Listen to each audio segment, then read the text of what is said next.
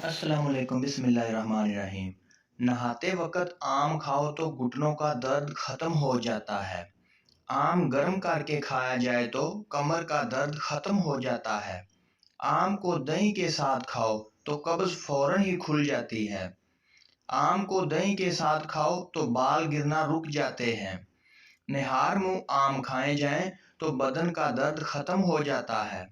روٹی کے بعد آم کھاؤ تو معدے کی جلن ختم ہو جاتی ہے۔ آم کو دودھ میں ڈال کر پیو تو منی گاڑھی ہو جاتی ہے۔ آم کو زیرے والے پانی میں ڈال کر پی لیا جائے تو چہرے پر داغ دھبے مٹنا شروع ہو جاتے ہیں۔ چاول کھانے کے بعد آم کھائیں تو بدن کی خارش ہمیشہ کے لیے ختم ہو جاتی ہے۔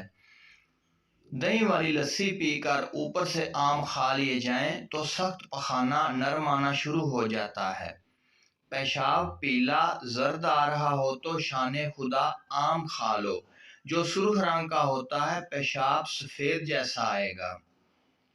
جامن اور آم ایک ساتھ کھائے جائیں تو بلڈ کینسر جیسی مہلک بیماری سے بچا جا سکتا ہے۔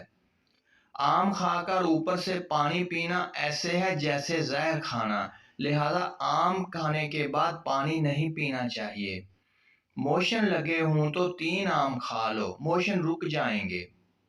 بدن میں کمزوری ہو تو آم والے شربت میں چند دانے کھجور ڈال کر پی لیں، کمزوری ہمیشہ کے لیے ختم ہو جائے گی۔